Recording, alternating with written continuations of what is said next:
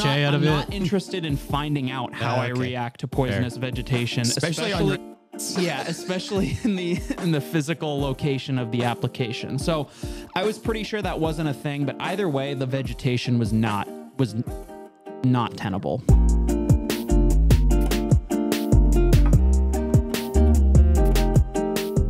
Good morning, Misfits. You are tuning into another episode of the Misfit Podcast. Full Goon Squad in the house. Sherb, we're starting with you. What is the deal with the coffee cups? All right. This is this episode, Why don't you tell my wife what's happening at our house? She doesn't listen to this podcast. Three of us in this room are married, and only Ted cuts it. And that's my clip. It's me screaming at you to shut up in the gym while we're filming. Yes. Sherb, lot of coffee cups. Sherb brings his home coffee cups basically with him wherever he goes. Travel mug. And sometimes travel mugs, I have to make it also up known as porcelain mugs that everyone has in their home.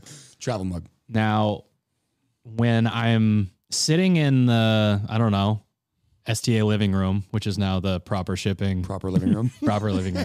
When I'm in there, it's fun to watch Sherb pull into the gym because for some reason he's going 79 miles an hour in the parking lot, jams on his brakes, gets out, proceeds to pick up 14 things. Yeah, he's got way too many things. So many bags. He's got stuff hanging from his ears. He looks pissed. He's got his headphones on because he drives with his headphones on. This is actually a really good snapshot of Sherb, if anyone was wondering. I'm trying to think about. And he sets his one of his 19 coffee cups on the roof of his car. Luckily, though, there's usually a few in the sink here from home that Noel's looking for. So you can just come in and take one of those. Noel really appreciates the fact that she can always go and buy new coffee cups because the ones that she already bought are never there because they end up here. I don't know. I haven't found a travel mug I like. I don't like sipping on metal or some of the other ones that are, you guys all like rave about that are great, but I have a coffee cup. I think that if you had a travel mug, though, that you wouldn't be able to keep it and remember it. Therefore, surprisingly, I've been able to hang on to my proper shaker bottle a lot longer than I thought I would. I thought for sure that's like 2 weeks and gone into the wind somewhere. Right, but you're much more addicted to exercise and supplements than you are coffee. Fair. I'd agree with that statement. That's a newer thing, though. Yeah. You used to have a cup for every cup. And it was, man, I mean, the amount of coffee that I was putting down before, I've tried to dial it back a little bit. One of those things is that you don't want to get over reliant on caffeine. I know every once in a while you'll take a little break to all right, I'm going to fast from coffee for a week because I know I'm full on 12 cups a day, which is more my speed. Probably you're 4 or 5 cups, but it's just. How big is the cup allowed to be? Because I only have 2 cups of coffee a day. Yeah. One of them is 500 One's 40 grams ounces of water. Not sure that's exactly 8 ounces. I've tried to stick to the 2 30-gram pour overs. So I'll get my thing set up. I'll do the 30 grams of beans, 500 grams of water, and I try to stick to 2 of those a day. But more often than not, I'm bringing that cup with me still. I don't know. I told this to Jen. She was getting everybody these really nice bottles for Christmas for your coffee cup, and I was like, those are nice. I like paper cups. So she proceeded to make me a stack of. I was going to say, there's a lot of paper cups that get mixed in there too. No, she made those. She whittled wrote them on one with a Sharpie. That's making them. She welded them. Okay, rant number 2. Yep. My back hurts today, so maybe this is just the rant episode. That one squat clean that you did. I was doing those box jump overs and 26 reps in. I don't know if it was my posture on top of the box, going from rowing to there. I don't know. But I was... Well, there's another layer to this story, too. You did gargoyle rest on top of your box. Correct. Multiple times. But I rested was your resting perch. That way because my back hurt. I prefer flexion over... That's how I get my back to stop hurting. Anyone's on YouTube right now, my ass is 2 feet from the back of this chair right now. When I'm in flexion, I feel great. When I'm in extension, I'm dying. Interesting. So I'm in the grocery store. That 65-pound squat. Will you tell them why you were going so hard in the box jump overs? I mean, you're more. Oh yeah, that is true. You did. There's a couple of reasons. So Team Misfit affiliate programming test week is this week, along with phase 2 on the site. And the workout started with an 800-meter row which I love, wheelhouse. And then I started at a 140 and ended at a 159, and that was planned. Good. I like that. That's pretty good. Average to 150. That's what I held. So Maybe not. yeah. My goal was to average 155. 100 meters at 150, 140, 700 meters at into 60 box jump overs. Now, I really like box jump overs, the like bounding side to side slalom style box jump overs. If I have to step down, you're going to have to get your sundial out. So for me, even though, because basically I got trolled by the whole class while I was doing them, I took a few breaks and people were like, did you do any box jump overs? Every time I looked, you were just standing on top of your box. But it's called interval training. There's 2 people that were doing the workout in this room. And one of them came in first place to the rig and then last place in the Metcon. Ted, beep that out. But yeah, I beat Hunter to the rig and my heart rate was at 184 by 4 to 6 seconds. And I was in deep. You stayed ahead of him through the chest to bar pull-ups through that fall, right? The toast to bar, yeah. Oh, he toast to bar, chest to bar for you. Also, I get these ideas in my head. I'm like, okay, I'm going to be a normal human being today. I'm going to do 10 sets of 5 on the toast to bar, just the like change direction thing. Interesting. I got 7 out of 10. That's pretty good. And I got 35. Things got ugly. I did a set of 3, blamed it on the chalked up. Then I did 4, 2. Oh, 2, I think, do you have the Alex 4. Smith, the white grips too? Yeah, I love those babies. Yeah, Matt Lemon, you and Matt have to swap a grip because he has 2 right hands and you probably have 2 left. But I knew you left him in the gym and he bled all over. You didn't know that? No, mine are over. Mine are in the office over here. Oh, really? Yeah. Oh, interesting. There was another pair sitting on the ground. Oh, yeah. That I saw. assume that was yours. No, Oh, that was not mine. interesting. Although I gave my old ones to someone. I don't remember who. Because they like shellacked themselves basically at a certain point. They were kind of no-go. How far in did you finish it? You did handstand push-ups at the end? No, so I was going to do, instead of 30 bar muscle-ups at the end, I was going to do 30 handstand push-ups. And then Kyle was like, I did deficit. And I was like, okay, this is a great idea. So I was thinking, let's kick up and do 12, 15. I did 6. Yeah. And then the plates started getting wet and I slipped twice. My hand moved out. That's how. Almost had that like dome to the skull mat injury. Remember we doing that push press parallel handstand push up? That was amazing. Looked up at the last second and almost just tipped over and almost died that day. Like a bird that breaks its neck and so just falls all out of this the sky. to say that I'm at the grocery store. That's where we're getting lunch. Oh, yeah, I forgot. And I get a text from my wife that says we need paper towels.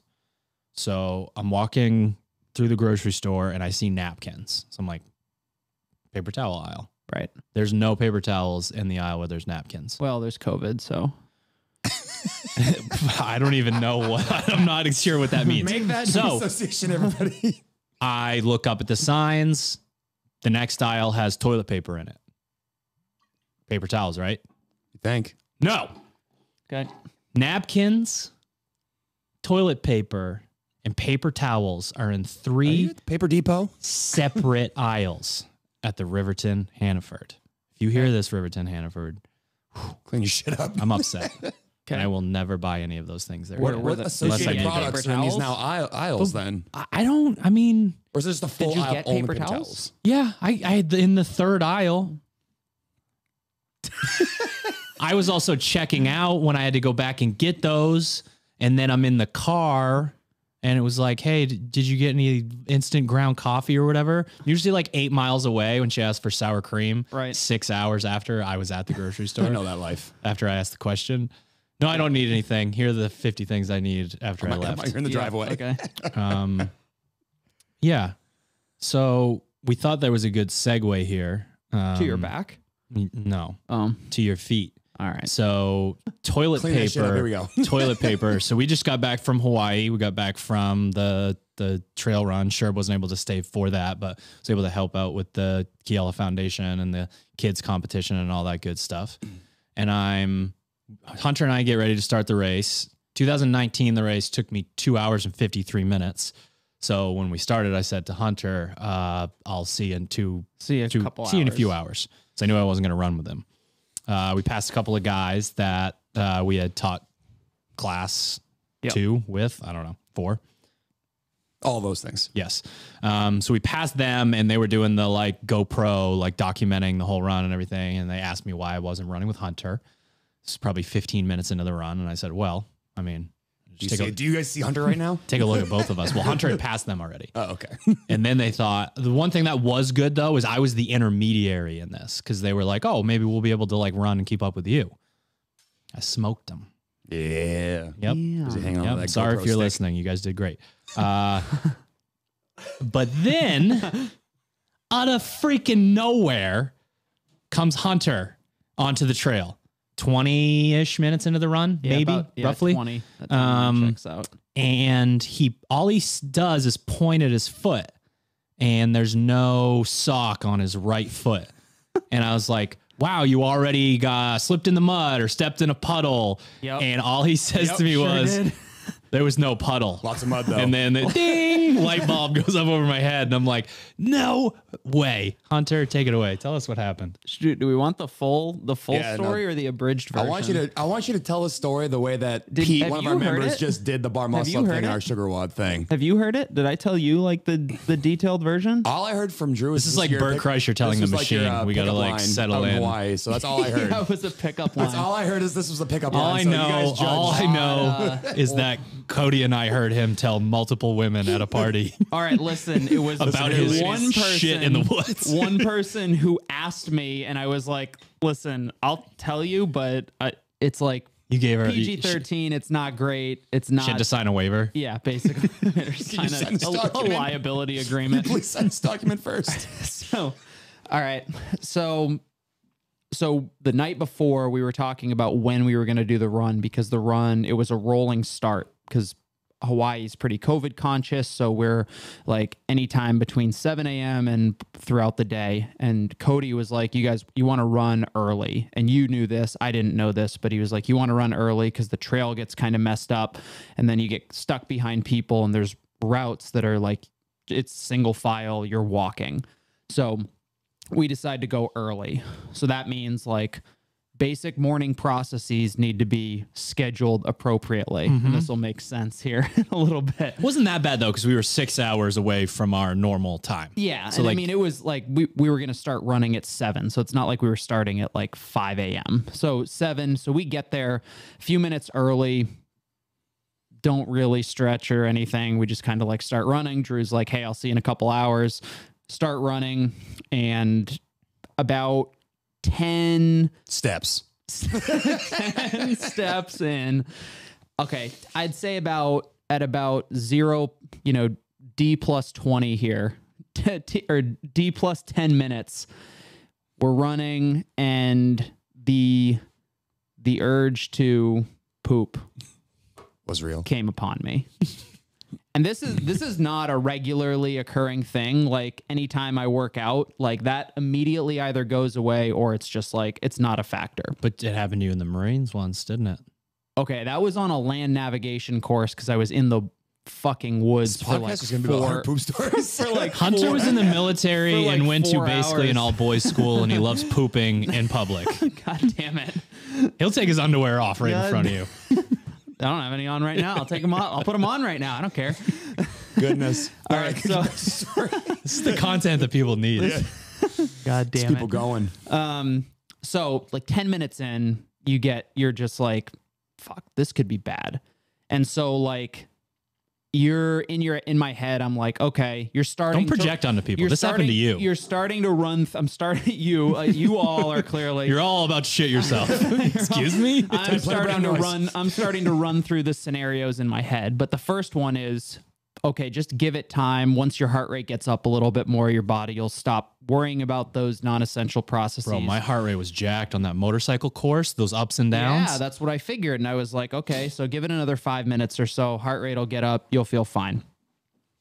Okay, we're now at D plus 15 minutes and things are not fine. They're not getting better, which means they're getting worse. The heart rate is increasing, but nothing else is decreasing. So I'm like, okay, so we're 15 minutes into this.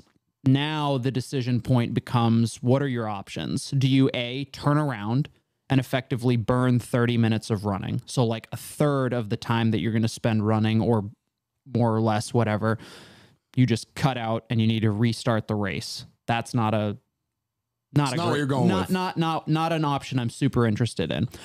Option 2, not really option, but thought number 2 is like, maybe there's like a porta potty on the course or something like that.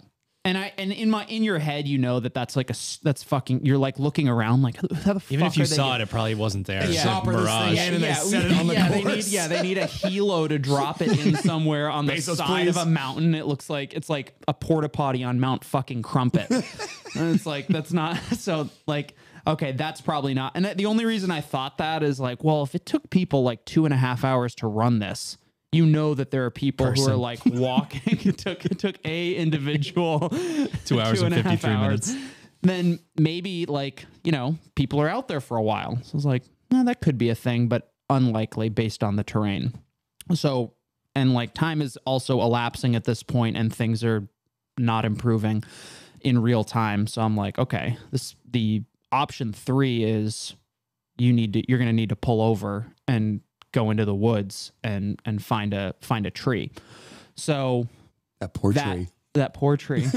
I do like your style though, in terms of positioning. I hadn't thought of that. I'll get there. Yeah, I'll get there. There are multiple, there are multiple techniques. Tell you what, one of the best outdoor bathroom experiences I ever had was in the wilderness of Australia. How many do you have? Do you have like a journal that has? I've had some. It's a diary? Yeah. He can say how many wipes you can get out of a sock. That's a thing too for the folks at home. It's way more than one. Depends on your socks. It depends. It depends. No, he wears footies. It depends. He wears the kind of goes up to your hips. So all right. So we're now at D plus 18 minutes or so. Toilet paper socks. Things are becoming dire. So like now it is now option 1 is eliminated. Option 2 is eliminated. Option 3 is the only choice. You're going to need to pull over. So the next logical question is, what's the cleanup procedure? Right. I wouldn't think as far ahead. I would just let it fly and go. Sure, but what now? Yeah. Hey, can I borrow your shirt real quick? Well, that I wish I had. Sherb would come back with brown war paint on. No one wants to be. I wish I had thought of asking somebody to sacrifice a T-shirt or something for the greater good. Should have asked a nice lady. And I should have. That was my bad. Like, hey, I got a story for you in about 2 hours. So I'm like, okay. And so before we started, I asked Drew, I was like, do you run with a shirt on and you were like, I was like drenched 20 minutes in. I was like, okay, so it's shirtless. Like we're going shirtless. Cause I didn't know if like the bushes, like we're going to cut you up. Like you wear a T-shirt to protect yourself. In hindsight though, a Sharpen the Axe T-shirt covered in shit in the woods that someone's going to find. I'm glad that I told you not to take well, your shirt. It probably wouldn't have been that because I knew it was going to. Yeah. Fair enough. So Sharpen the Axe smells like shit. So yeah. So for as like a little background, not wearing a shirt. I've got shorts, compression underneath, 2 ankle socks, and 2 sneakers. And like an idiot, I wore ankle socks. Like at least wear crew socks because my heels were starting to get fucked up too. So you're like, what do you choose? What do you choose? We'll prolong the story a little bit. There like banana leaves out there? What are you grab picking? A big old green leaf? So vegetation, possible option. What Hopefully if it's not poisonous? So that's a thought that I had. I was like, so you either sacrifice a clothing article or you use the natural vegetation. One, what if the vegetation isn't good enough, which it wasn't? Like in Virginia, like woods of Virginia, you get a nice oak leaf. A lot of real estate on that thing, okay? A little crispy, though. Depends on time of year. True. It's got to be spring. That's true, yeah. Fall, a nice early fall oak leaf. Leaves the shards in your crack. It was like there's still some oak leaf in them to this day. Spring, early summer, so it was like a nice or you wet can grab leaf. a pile of oak leaves to make sure that you got kind of like some 10-ply toilet paper, you know? What aisle is it in, though? Who fucking knows? 1 of 3 apparently. Okay. So you've either got in the woods. There's basically like a couple leaves. Like there are a bunch of leaves that were like we're in a jungle. And it was a jungle. It's Jurassic Park. And there were leaves that were like 1.5 inches wide. And I'm like, that's risky business. Like not a lot of room for error there. Other leaves are like, to your point, I'm like, that looks pretty safe. I'm not great with poisonous vegetation, but like you don't know what it is, or you don't react well. No, well, I don't know if I don't can't react make paper well. mache out of I'm it. not interested in finding out how I react to poisonous vegetation, Especially on rings. Yeah, especially in the physical location of the application. So I was pretty sure that wasn't a thing, but either way, the vegetation was not tenable. So anyway, we pull over, post up against a tree. Yeah, how many people are joining you? all of you are joining me on this journey. So I pull over, find a tree, get yourself in a good wall sit position, thighs at parallel, shins at vertical, brace the old midline, and I don't know. I asked you about that, and you said maybe it wasn't to depth. Well, for the purposes of this show, it better be to depth. I'll film it next time and let you know. Okay. Sure, I'll not watch that one. The alternative, your Tinder profile. The alternative for anybody who finds themselves in this situation is if you find a downed tree that's laying on the ground, you can just sit over the edge of that. And it's like the shitnik table. Yeah. You hook your knees in the back. Yeah. Scare people in pitch black. It's great. Rainstorms. And because you kind of have to like lean forward to compensate and not tip backward, it's kind of like using a squatty potty, which is like super healthy. So there you go. Thumbs up. Okay. So back to the original question, what article of clothing are you sacrificing? Do you go with the sock? I'm not confident that my sock would do the trick if I didn't have vegetation, so I'm probably taking the shorts off running spandex. Okay. Yeah. That is that's enough coverage for me, I'd think. Yeah, so power move, you finish the race in only sneakers and compression shorts. You cross the finish line and you're just like, I am the greatest man alive.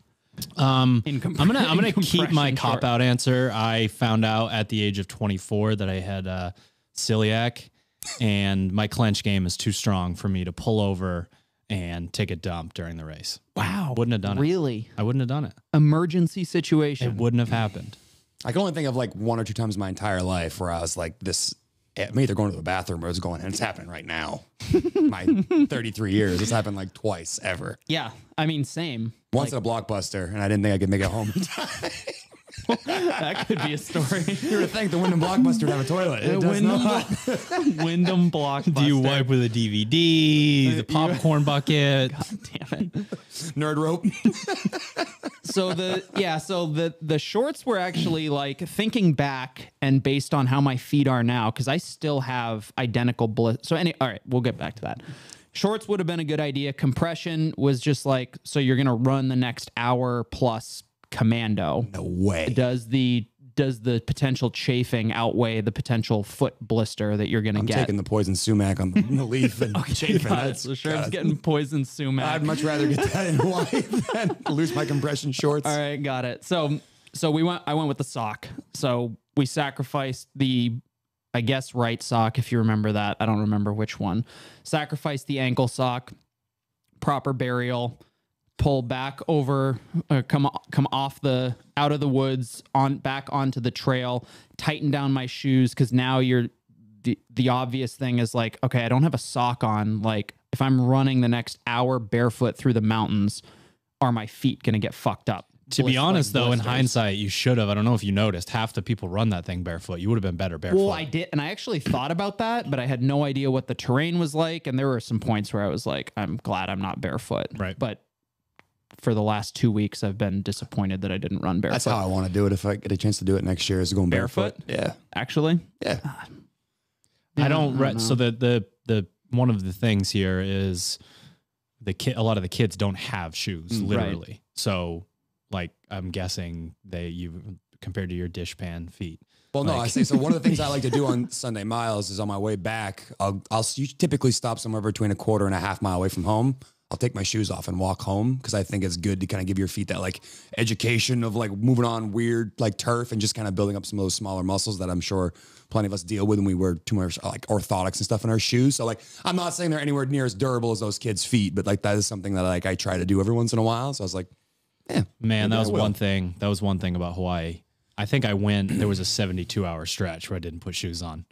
Yeah, no. Yeah, I definitely like That was great. It is. Loved walking around shoeless. I've seen Hunter in flip-flops more than I ever have in the last like week. I know part of it's blisters, but yeah. So back on island the time. end result was I ran for the next like 30, 40 minutes. And I could just feel it. I could feel basically like on the, not right on the arch, but kind of on the ball of my foot, but on the arch side, like right where the wall of the shoe kind of comes up, is just like rubbing on every step. And it was like, I now have a blister, guaranteed blister on this foot. Now the decision is, do you keep running in such a way that you really, really fuck up one foot and save the other foot? Or do you pull over, switch the sock, and then probably get an equally shitty blister on the other foot? In hindsight, what is should you have kept it I don't know. It's hard to tell because it's like, would the blister be twice as bad as it is now? Or would it just get to the point where it's not going to get any worse, but it's just painful? So I don't know. But I switched the sock and therefore successfully got 2 identical blisters on the exact same spot on both feet. And have been like walking around barefoot in flip-flops with bandages on my feet for the past like 2 weeks. And your feet don't get a lot of blood flow. So like that kind of thing like takes a while to heal. It's right on the spot where literally like there's no shoe that doesn't like rub against that spot on my feet. So I'm walking around the gym in socks or barefoot like a jamoke. Now With 2 gigantic blisters. Then this is a bonus to the story. So I'm excited for this. Will, one of the members, I told him the story. He laughed. And he was like, have you ever heard of lanolin cream? Have you guys heard of that? This is an actual great part of the story. This is pretty funny. So lanolin is sheep's wool. Sheep's wool. Lanolin. Lanolin. And I'd never heard of it. And he was like, yeah, it works super well. I got one of like, I told Zach about it and it helps his blisters heal. So I was like poking around for it. They didn't have it at Whole Foods. They didn't have it at a grocery store. And I was like, is this like, all right, I'll go on Amazon. So I Google lanolin cream. And all the first results are just like nipple cream, safe for mothers, safe for babies. And I'm like, is that motherfucker trying to get me to order nipple cream? Like, and Will's the kind of guy who might troll on me for that. Yeah. So he's just like, so I know like if that was the case in his head, he's just like, that fucking idiot, ordering nipple cream, got him. So I ordered some and I told him the story, and apparently like he claims it helps. I don't know if it's helped any more than like did Vaseline. you try some on your nipples? Well, yeah. Okay, just make sure everyone keep them supple. Stay nice. So keep them supple. like, yeah, keep them supple. Fair. I actually think my favorite story from Hawaii might be you versus the 10-year-old surfer. Can we get the abridged version of that? The abridged version is I paddled out to a local spot. And what looked like a 10-year-old kid confronted me about the fact that I like paddled out, and he was just like, where are you from? Just like, oh, out of town, kind of. And he kind of said it in a way that was like, oh, maybe he was one of the kids from the Keala Foundation. Like, could clearly tell that, you can tell when somebody's not like local or whatever. And I was like, oh, like I'm from Maine. And he was just like, yeah, well, you need to paddle over there and wait like everybody else. And I'm like, okay. And for context for everybody in the surfing, in the surfing world, there's something called like, there's a level of localism. So if you, especially in which is Hawaii, heightened on an island that gets gentrified which is most people who look like you in Hawaii, for sure. There's a level of, and it's not like necessarily it's not a bad thing. It's in Hawaii, especially, it's like a call to like respecting. It's a call to respect. And it's like, so you don't jump in front of people in line. Like there is a hierarchy in surfing and at spots, but this is like it's just a little spot where you surf at. Anyway, this kid was like, yeah, you get back in line. I was just like, so I'm a 30-year-old male. and there's this fucking 11-year-old kid, and he's like telling you what to, like, what do you do? Like what, and I was just like, hey man, like I'll respect, like totally get it. Like I'll respect you guys. Like I'm not gonna like jump in front of you, like the next couple sets, like let them roll through. And there's like other 8 to 10-year-old kids. Some of them are like boogie boarding. Like this isn't like this like incredible surfing spot. Right. And this little king of the fucking castle over here is just ensuring law and order. And he's just like, at one point, did he push your surfboard? so I was like, hey man, like I'll wait. And he was just like, hey, and he kept really doubling down on the like, go wait over there. And I was just like, hey man, I'll wait. I'll be respectful because I'm not from here, but like, don't do it. And then he's sitting on his board and he like kicks like the tail of my board. So he's like, so I'm sitting on my board and he like physically pushes my board. And you're like, again, I paid this kid $100 before all this. Like I wish that was the kid. I got out of the water and he's just like, hey man, just messing with you. That dude over there paid him $100. I would have given him $100. But it's like, what do you do? Like, what are the rules on that? You're like a 30-year-old. Like, I was like, you want to play who can hold your breath longer? Like, I'll play that game. Like, so you just. What's your solution? Who can hold their breath the longest? Yeah. I'll hold you down. Don't worry. Yeah.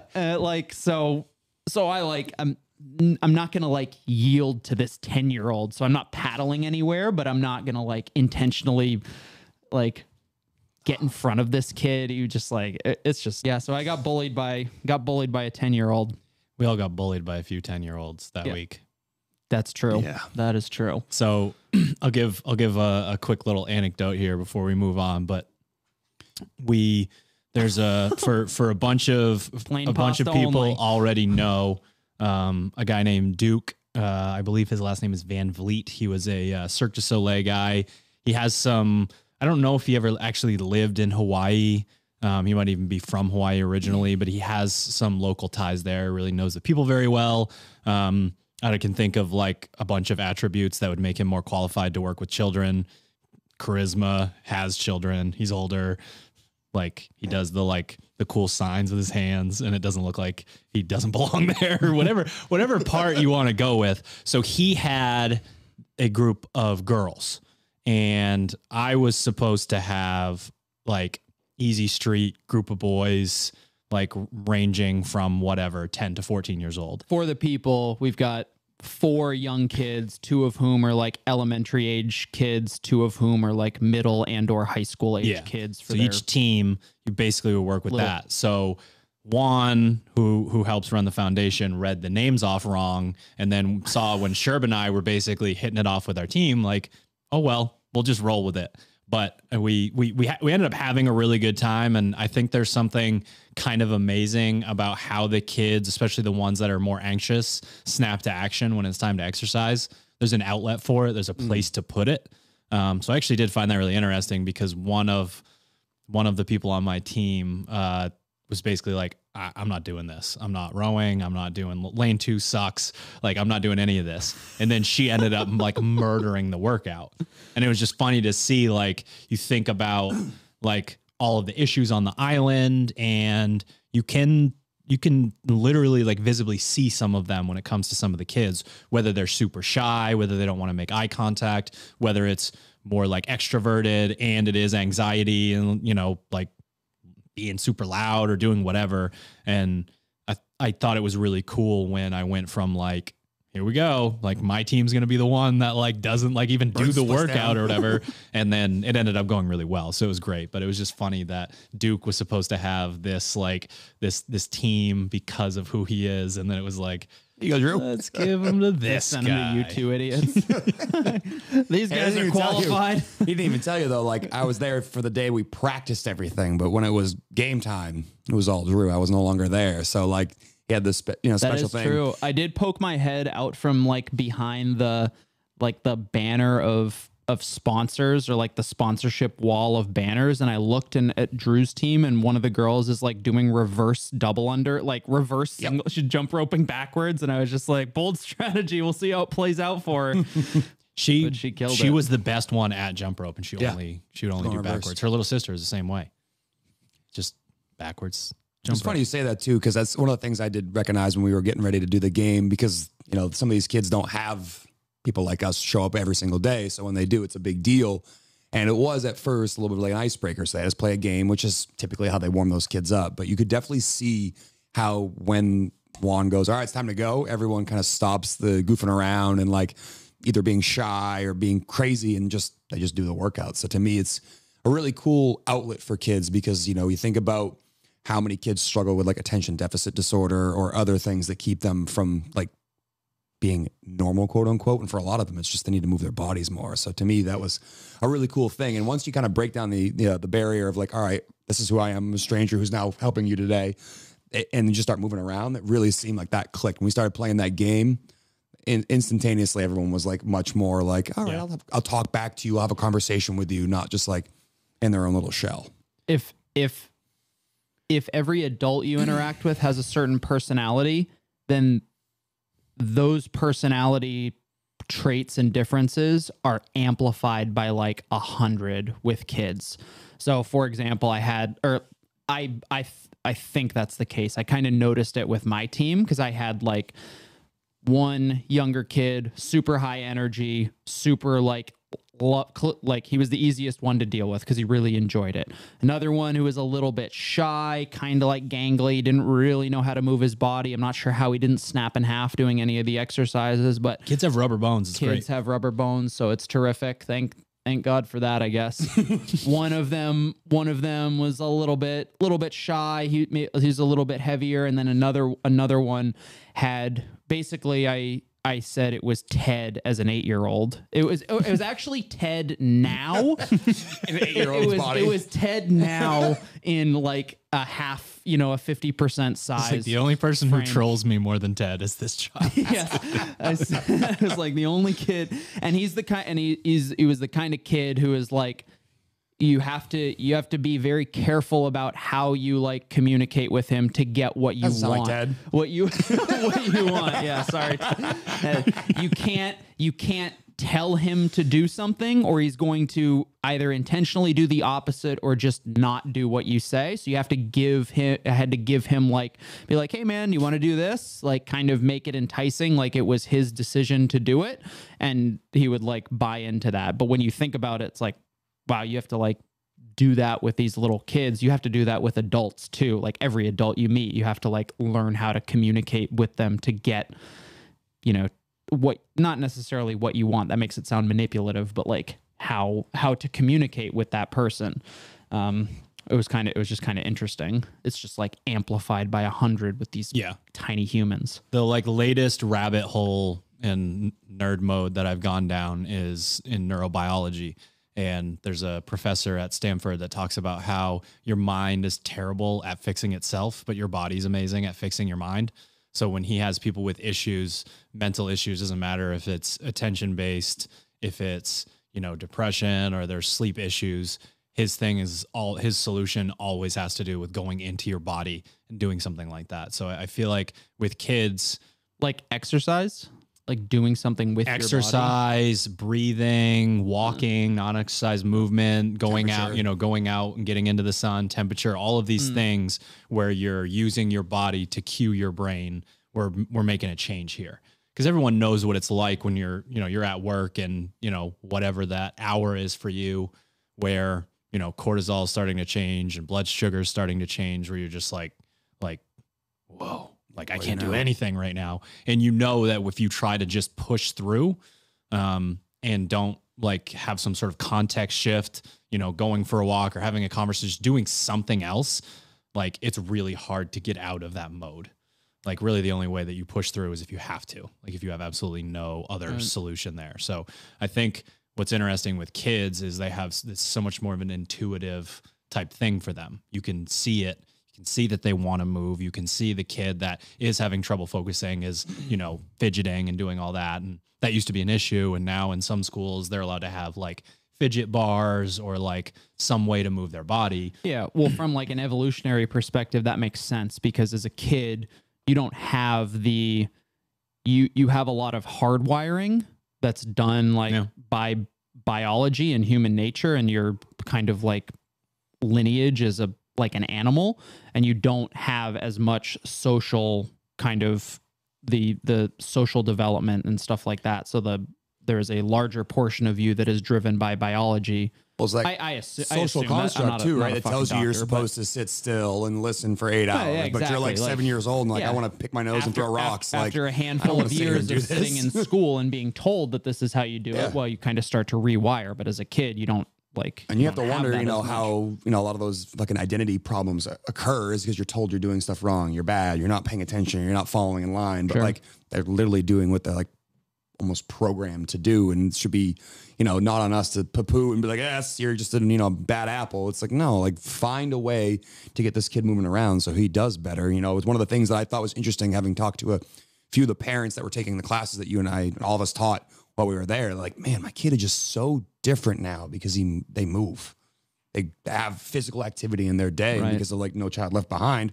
A lot of those like, extracurriculars like music and all the things that were just getting people up and moving just are put to the wayside because we don't have time for that. We got to teach 2 + 2 and fucking blue and red and sky. I don't fucking know, bro. Blue, red, sky, 2 + 2. 2 + 2 and but one like, fish, 2 fish, one fish, blue fish. But like, it's just interesting to me because if you could convince more people that, if you have a child that's struggling with the ability to focus in class, like, or just focus in general, like, go move with them. Go for a walk around the neighborhood. Go pick a basketball up and dribble it around. Like, do things like that because you could definitely see it there once the class was over and, Juan's going through his like word of the day, which is part of their class. Yes, there are always going to be some 1 or 2 kids that are like trying to get attention because, again, that's a huge part of the reason why they're there is their need, guidance. But all the kids tend to like sit quietly and participate and are genuinely trying to answer his question. Whereas if you try to do that same thing in reverse order and you start the class like that, there's no chance, I think, that they would sit quietly and pay attention to that. And I thought that was really impactful because, talk about the gym being an outlet for somebody. And if you just only go to show up for that 1 hour a day of exercise, you're kind of missing out. Something I've heard you say in classes quite a bit. I really do like that there's more than just a game and a workout, but like some like life lessons. And then there's our adults there kind of talking about, hey, like, I know sometimes it seems like we do these things and maybe it's like, why are we doing this? But like, it's really cool to see those kids participate and stuff like that because they're some kids that understand some really big like emotions and topics. And I was like super impressed. I mean, that kid asked him what empathy was, and the kid answered it like a great answer. Like spot on. I'm like, there's no fucking way I would have been like 8 years old and have any idea what that word meant. I'm gonna be 30 years old and answer it like that. Yeah, what's empathy mean, Hunter? Who? But they let them move first. Yeah, of course. They let them go into their body. They let them get rid of some of that stuff that like I mean, I have nightmares about it still. Like, being a kid with that much energy and being told to sit still all day, it's like insane. It's crazy that happens. And I was on fucking easy street compared to what these kids, go through in terms of whether it's home life or school or all this different stuff that's going on. But it's like, okay, we're going to take you when you have the most energy of your entire life. And we're going to tell you to sit right there and listen to someone drone out about something that they don't care about and you definitely don't care about. And probably doesn't even apply to you right now. It's like something you might be considering like 10 years down the road that matters. Like, it's funny because you like when Noel and I got our second dog, like it's a lab whippet mix, so high energy, and you come home like he's a puppy, and if you didn't put him in his crate, like something would be destroyed, and you're like, I can't believe this dog destroyed my house. And it's like, can't believe this dog was being a dog. Exactly. They need to be out there and express. So like as soon as we started getting the habit of like, all right, no, we're not exercising him enough. It's not his fault. It's our fault. Like you can get this animal being the animal it wants to be. So like the message that I'm kind of like trying to communicate here is if you have someone in your life that struggles with being focused or doesn't feel like they have an outlet, like maybe ask them to work out, go for a walk. You don't have to do anything crazy, but like, I'm sure there are plenty of people who are listening to this podcast who can think of something right off the bat of someone who's either in a bad mood, in a rut, or maybe struggles with, coping in society with everything that's been going on. I bet if you ask them to go for a walk once or twice a week, if not more than that, you'd make a serious change in their life and they'd be able to kind of hopefully get along and get, out of their funk that they're in.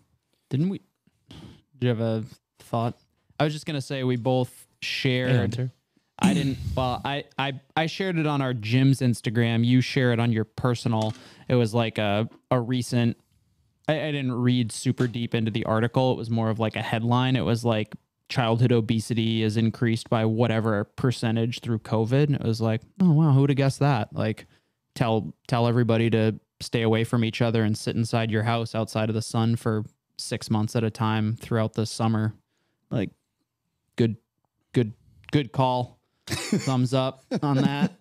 And like the kid and like those kids in Hawaii, like that, it was, I don't know what it was like out there, but if it's any, whatever, if what it was like when we were out there, they had to shut the foundation down for a decent amount of time. So I assume that they had to they shut had good down adherence and, to the like Zoom classes and stuff though. Yeah, that's good. That's good. But my final Hawaii anecdote is just, I wasn't sure, especially I was out there for 36 hours or so with just Sherb. And it's like, okay, so like I'm used to going on vacation with my wife and there's a decent amount of time where you're just at the pool or at the beach, just kind of hanging out. Sherb does not really do that. That's not really a hangout kind of guy, right? Unless it's like late. So then I got a text from Jen, probably 2 or 3 days in. Podcast listeners know these are the chuckleheads. That's what I call them. And she asked what it was like with the chuckleheads, and I said it's literally exactly like having a dog. If you feed them and exercise them, they are as happy as can be. God damn it. And if either of those things don't happen, you will hear about it immediately. It's basically if your dog could talk. Fuck. Am I wrong? Am I wrong? What would I find out if you weren't fed? Breed I've been called the golden retriever before. It's okay. Goldfish. No, that's pretty fair. Yeah. Gotta let us out. All right, Misfits, just a quick break to shout out our show sponsors and hopefully save you a little bit of dough. Every single damn person in this room uses Pure Spectrum CBD. That's because we stand behind the people at the company, the product that they have. We traveled out to Colorado so we could see their operation, really see what they were doing. We believe in the effects of CBD, but there is some sketchy business going on out there in the world of tinctures and essential oils, and you know, your aunt wants you to think of 3 other people that they could then sell it, and then they could find 3 people and they could sell it. Guess what? You can head straight to the source, purespectrumcbd.com, and use the code word Misfit to save on all of your orders. I personally use the Black Label 2,500 milligram tincture every single day. I spend the day with the chuckles. Once I get done, I drop 2 full droppers on those, 2 full bottles on those days. Pure Spectrum CBD.com. Use the code word Misfit. We're also brought to you by the best post-workout supplement that exists, Proper Recovery from Proper Fuel. You can head to properfuel.co, use the code word Misfit to save on your first order. One of the best parts of Proper Recovery is the digestive enzymes. If you do not want to end up like Hunter in the woods using a sock to wipe your anus, you want to use our product because it includes digestive enzymes which help you break down the protein you are trying to digest to get those gains. So again, head to properfuel.co, use the code word Misfit to save on your first order of Proper Recovery. You really had to go there? A+. You're welcome. Yeah, I'm welcome. I'm welcome. And of course, we are brought to you by Sharpen the Axe. Don't use any Sharpen the Axe apparel in the woods of Hawaii unless you're just going on a leisurely stroll, then wear all you want. But if you want to save a little bit of cash and donate to the foundation that we've been talking about for the entire first half of this episode, the Keala Foundation, you can use the code word Keala at your checkout. In your checkout. In your Sherb at checkout. Sherb. Hi, use the code word Keala at checkout. You'll save 10% on your order and donate 10% to an awesome foundation. SharpenTheAxeCo.com. Code word Keala. Absolute best way to support this podcast and what we do is to follow our programming. MisfitAthletics.com for your individual programming needs. All kinds of programs, all kinds of different levels, whether you got the garage gym, you're at home, you're training for teens or masters, you just want to get your fitness on, all of that at misfitathletics.com in the SugarWOD marketplace. If you would like to follow the program that the Goon Squad follows, that is the Team Misfit affiliate programming. If you own an affiliate, head to teammisfit.com in the SugarWOD marketplace to try it out for free. Should have said that about misfitathletics.com in the SugarWOD marketplace as well. We are in week 2 right now of phase 2. Everybody's getting really excited about the programming, getting ramped back up for another phase. So do that. All right, back to the episode. Yeah, just feeding water. All right, we're gonna switch gears. We're gonna go like rundown style. I only have one topic, so I don't know how much of a rundown that is. Rundown. Give me the rundown. Ricky Gerard is returning to CrossFit this year, barring passing all of his drug tests that he has to take. I just found out there's lots of Austrian and lots of supplements. So how do you guys feel about him coming back? How do you feel about people being mad that he was invited to Dubai and other athletes that have sort of paid their dues over the past X amount of years were not invited? Any of the other salacious? Who wasn't invited? So basically it's invite only and it's high paying. Yeah. And, you know, you can think of, I don't know, 50 to 100 combined male and female athletes that Are qualified, would potentially be able to be invited to this. And I think it is a pretty short list because of COVID. Yeah. So he was one of the first people to be invited. I have absolutely no problem with it. I think that his suspension was just, and we know, I remember us talking about it the year that it happened. We're like, oh, cool. That guy's never coming back. Thanks. You played. We'll never, ever hear your name again. Maybe, 15 years of master or something like that. I have no problem with it. I think he took his lumps. He took his suspension. He talked a lot of shit during it, which I know is part of the reason why he's now invited to this competition. But like, you have to enjoy that there's someone out there who wants to be the best and is willing to like put it out there in the universe. Because most people are like, oh, it'd be nice if my fitness was good enough to carry me to the podium. Like he's like, nah, I'm going out for blood. I'm going out for it and being invited. And to those athletes that are, disappointed at that, like, he made that happen himself. He went out and put himself out on a limb saying, I'm going to go there and beat this guy. I'm going to go there and do this. And while I understand that everyone's into being a mouthpiece, like he is building his own brand and he is reaping the benefits of building that brand. Whether or not he'll do well out there remains to be seen, and whether or not he'll compete clean and, do everything like justly, I have no idea. But to me, I'm excited about it because it was kind of like when Hunter McIntyre decided he was like, I'm going to go to the CrossFit Games and I'll show you all, like, I'm really fit and I'll beat everybody here. And then he didn't. So, like, there are going to be those people who call that shot out and then you can't back it up, but we don't know yet. Will he back it up? And to me, that storyline is interesting. Yeah, I didn't follow him a whole lot, like, throughout the suspension. How long was it? 2 or 4 years? 4 years. Fuck, that's crazy. It's been that long. Yeah, I mean, I don't, like, from a technical standpoint, I think, like, the punishment, assuming that everything that occurred was valid, like drug tests and all that stuff, like that's part, like when you voluntarily associate yourself with a sport, you're subject to those rules, you get suspended, but then there has to be like, you served your suspension, like you are now free to move about the country again. Like, like you can, or like, not. Yeah. You, like, I don't have a problem with him competing again. I think what's more interesting and more kind of exciting is that you want, whether you say you want it or not, you want a little bit of controversy in your sports. That's what makes athletics interesting. If every athlete who competed was just fucking vanilla ice cream. Or you say vanilla ice. So popular. That's why people watch the news. Exactly. Like that's obviously different. Like you don't, when news stations are competing for attention like that, that's obviously could be super negative. But from an athletic standpoint, assuming that there's not anything malicious, like you want that interesting storyline. You want to see like what has 4 years of hope, assuming like clean training done for this guy, and like what can he do?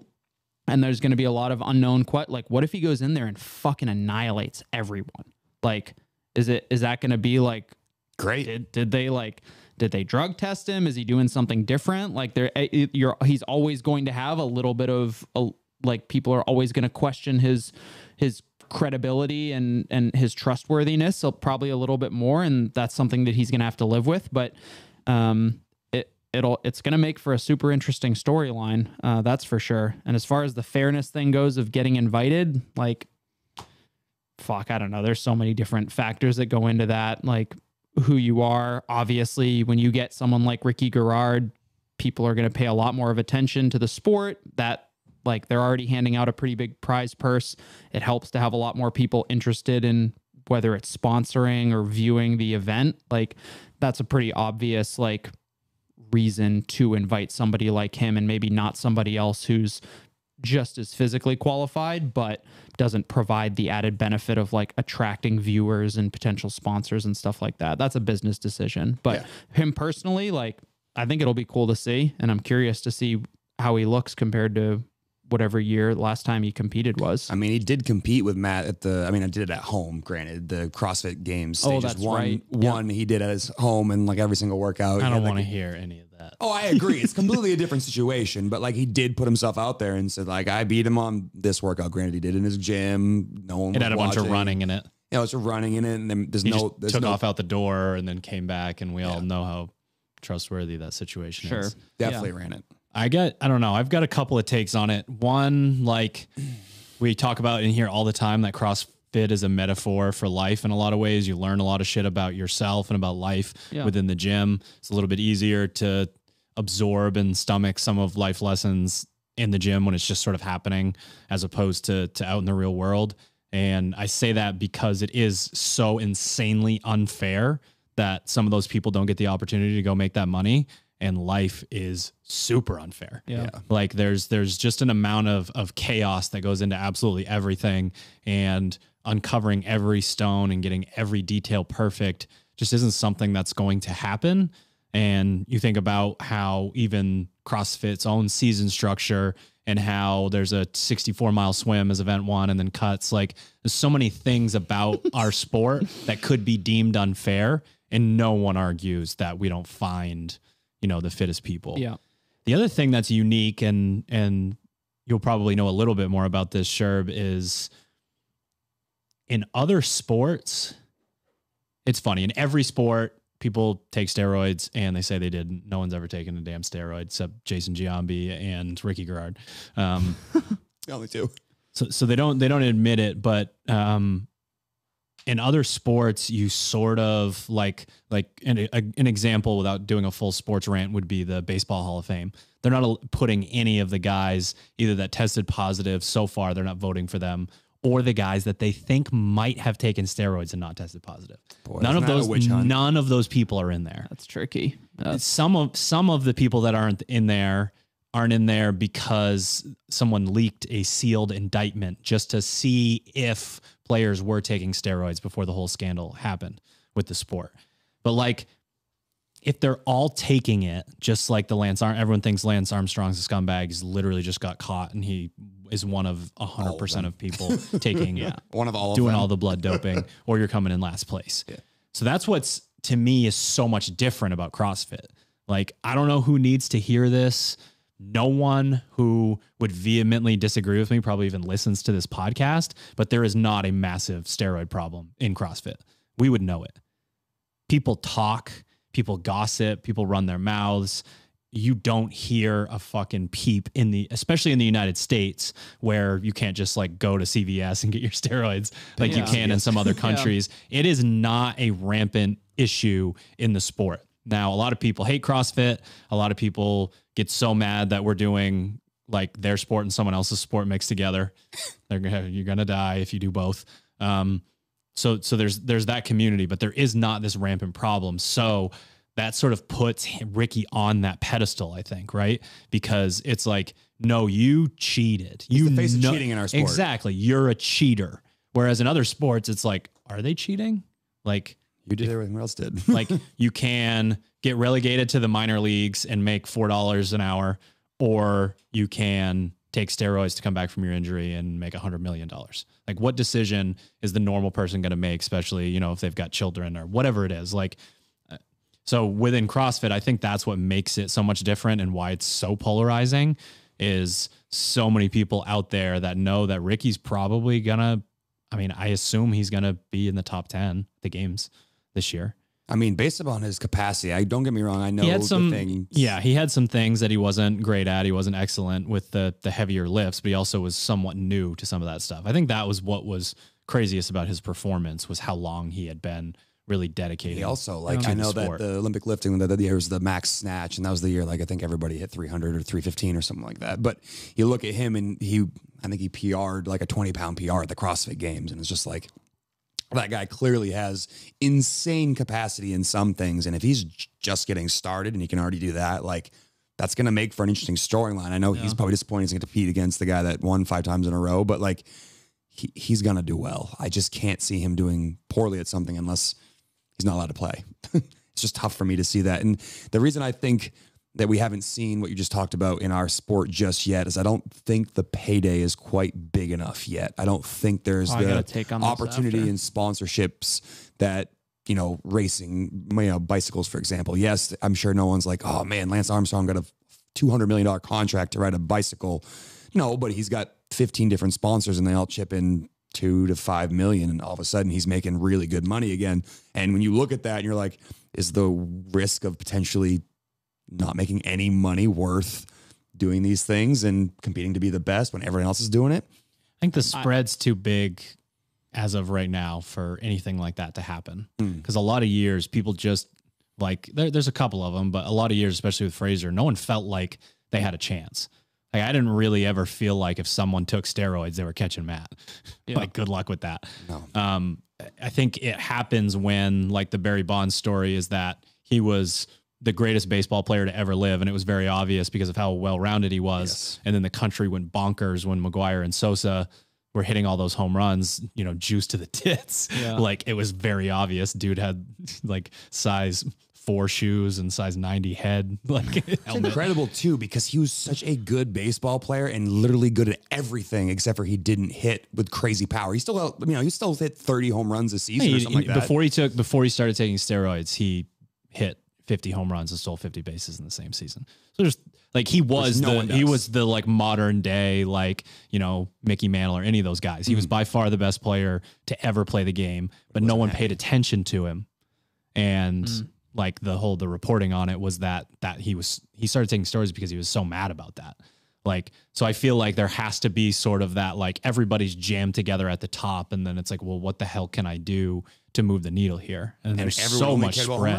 Yeah. That's all people cared about. So like, as sad as it is and how good he was at the sport, like if that's what brings in the dollars, like you got to think about how many like McDonald's commercials that you got, like Mark McGwire and you get Sammy Sosa on like The Simpsons. Like he wanted that attention. And I don't know if our sport is at that level just yet, but I don't think that's unrealistic for years down the road. I actually think the reason that there isn't as big of a problem that it's the two, I guess, are probably like two peas to the same pod, but I think it has a lot to do with the community aspect. And it not in the sense that like it's because you as a cross, like these people, the highest level CrossFitters are training in gyms around other people. Like there aren't that many of them who have like their own private gym. Like obviously Fraser like is known to train at home with all of his stuff and whatnot. But a lot of these athletes at the CrossFit Games are training in gyms. Like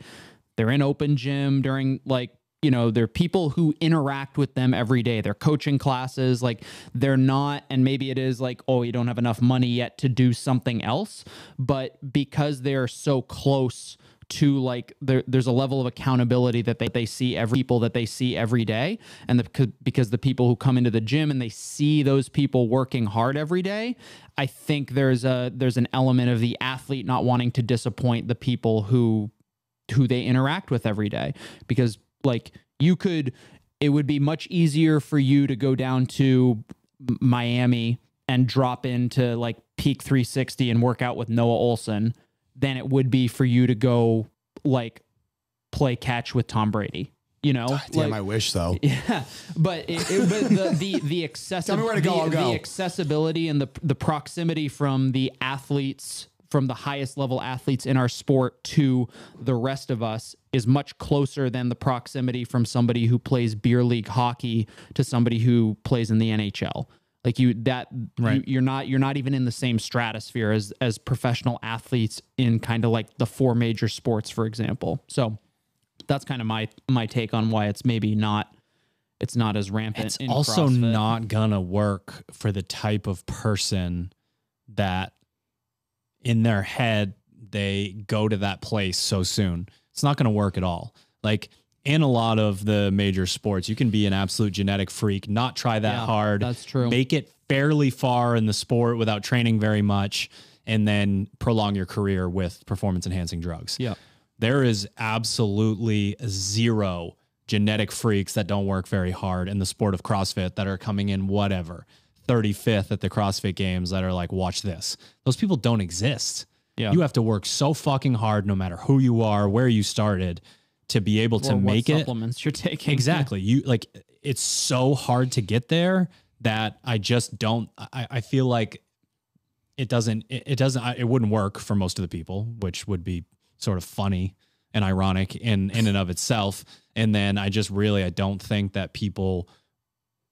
enough people within the CrossFit community are going there mentally and saying, okay, I'm both going to try to faked it this far. I might as well take some steroids and that's still so weird. like our sport's too hard for people to be like, that's too hard. Give me something easy, like sailing or something. You have to, the prerequisite is you have to be a psychopath who's going to like work their ass off. Exactly. Not, I'm a genetic freak it kind of goes to the conversation we had. Would it be easier to take an NFL player from the NFL to the CrossFit games, or like what do we decide on? Like an elite like 5K runner or like 10K runner from elite running to the CrossFit games.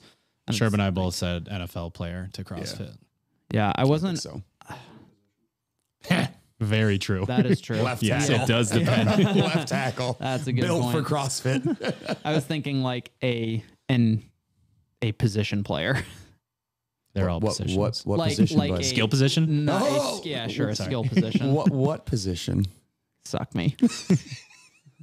I don't know. In my Dak. head, Shoot you, player. in my head, I was thinking like probably like a running back, like the extreme example, like somebody super explosive. I mean, they're all explosive, but like I'd assume a wide receiver has a higher Maurice Jones-Drew. top speed than like a running back. It's a coin toss. Okay, Yeah. So Oh, they're also built a little bit They're for a a, short a too. non-lineman There are two pretty much is kind of what I high was level getting at. D1 wide receivers in CrossFit. There's a handful of ex running backs Yeah. in CrossFit. So those people are there. And I mean, Sherb and I have just had enough of the endurance community come into our gym and not be able to jump onto a 20-inch box that it's like overcoming that and trying to get those fast twitch fibers back versus taking someone Right, 'cause powerful that's the and getting example, them right? the endurance.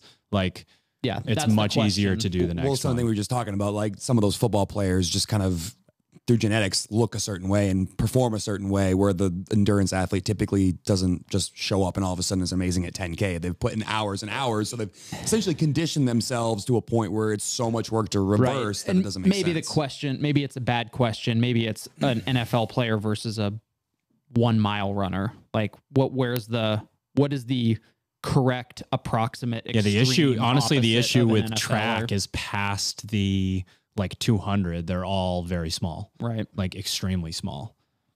Yeah, I'd say, I don't know. I haven't looked enough at the physiques But of are, like a are 400. NFL That's what I was players thinking. too big? A lot of them are, but they lose a shitload of weight when they stop playing football. Right. Like that's a Well, requirement yeah, I mean, of the NFL. like obviously they'll lose weight. Right. to- But like they to, like- lose a lot. They don't even look like the same people. yeah. It's just so I love looking at the brutal. old linemen. They're like, Yeah. you played the line. You are like 6'6", 195 pounds now. Yeah. It makes no sense. Yeah. They talk about how like my wife makes me eat the like huge thing of ice cream like before going to bed. Cause Yeah. like you're going to lose your $20 million contract if you don't weigh over 300 pounds when you show up back at camp. Yeah. Like everyone thinks that they love it and there's very few that do. They can't stand doing it. No, it's usually the position players, like you were talking about, the quarterbacks and stuff, to go the opposite direction. The linemen What go get position? smaller. Yeah. All right. If you would like to hear more Goon Squad after hours episodes, please let me Fireside know. chats. If you want us to stay in our lane and teach you how to do the clean and jerk, we can do that too. So I usually save this for the outro, which is happening now, if you couldn't tell. Slide into those DMs at Misfit Coach. Let me know what you thought about this episode of sock toilet paper. Oh, fuck. We never coffee even got to how cups. many wipes can you get out of a sock? Well, what's the answer? The world, we're going to leave that. Save It's a it. cliffhanger. If you guys want Hey, another after hours The episode, answer is at least 6. the answer is at least 6. You So can you guys figure out the it out. diagram. Thank you to our show sponsors. One word. Properfuel.co. You can get your proper recovery, complete post-workout nutrition solution. Use the code word Misfit to save on your very first order. PureSpectrumCBD.com. PureSpectrumCBD.com. Use the code word Misfit. SharpenTheAxe.co.com. Use the code word Keala. Keala. Yep. You save 10%. We donate 10%. Yeah. And that's it. I don't have my end rant. We'll see you in the next one.